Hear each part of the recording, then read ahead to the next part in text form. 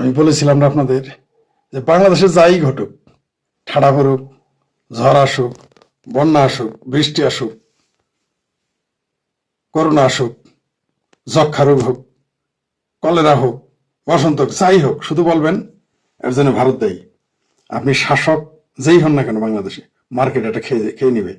Market এটা দারুণ ভাবে মার্কেটিং হবে। এটা মানে আপনি যদি মনে করেন কালকে যদি বাংলাদেশের সব ব্যাংক বন্ধ হয়ে যায়, শুধুমাত্র বাংলাদেশে ওই শুধু একটা কথাই বলা বাদ রাখছে, সেটা হলো বলৎকার ভারতের কথাই হয় মাদ্রাসাগুলোতে, এটা বলা বাদ রাখছে।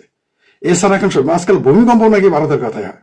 আজকে নাকি ভূমিকম্প ঘটিয়েছে ভারত বাংলাদেশে। কয়দিন পরে যদি সাইক্লোন আসে, সাগর থেকে ঘূর্ণিঝড় আসে, বলবে এটা ভারত ঘটিয়েছে। এবং এগুলো মার্কেটে খাওয়ার মতো লোক আছে। এগুলো শুধু মূল্যরা বিশ্বাস করে তা না, ওই কিছু লোক আছে ক্লিন শেপ, বিদেশে থাকে, উচ্চ শিক্ষিত আর নাকি আবার স্কুল কলেজ বিশ্ববিদ্যালয়, তারা বিশ্বাস করে যে ভূমিকম্প বাংলাদেশে যে ভূমিকম্প হয়েছে শেখ হাসিনার বিচারের রায় ভিন্ন খাতে নেওয়ার জন্য, বাংলাদেশে ক্ষতি করার জন্য ভারত নাকি ভূমিকম্প ঘটেছে।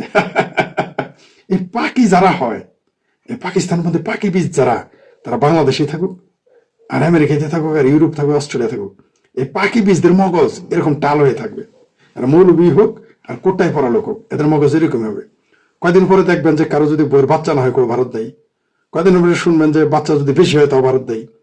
কয়দিন পরে শুনবেন যে, মানে এখন বললাম তো, এখন শুধু এটা বলা বাদ রেখেছে যে বাংলাদেশে কমি মাদ্রাসা যে প্রতিদিন লক্ষ লক্ষ শিশু বলাৎকার হয়, এর জন্য ভারত দেয়।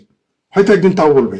আমি এমনিতেই আপনাদের বলছিলাম, এমন না যে এখন বলছি, আওয়ামী লীগ ক্ষমতায় থাকতে বলেছিলাম যে বাংলাদেশে যদি ঠাড়াও করে, এমনকি মক্কায়ও ঠাড়া করে, কোনো একদিন বাংলাদেশের এই জনগণ বলবে, এই পাকিস্তান বিরোধী জনগণগুলো বলবে, ভারত বিরোধী জনগণগুলো বলবে এর জন্য ভারত দেয়। বলবেই, নিশ্চিত থাকেন।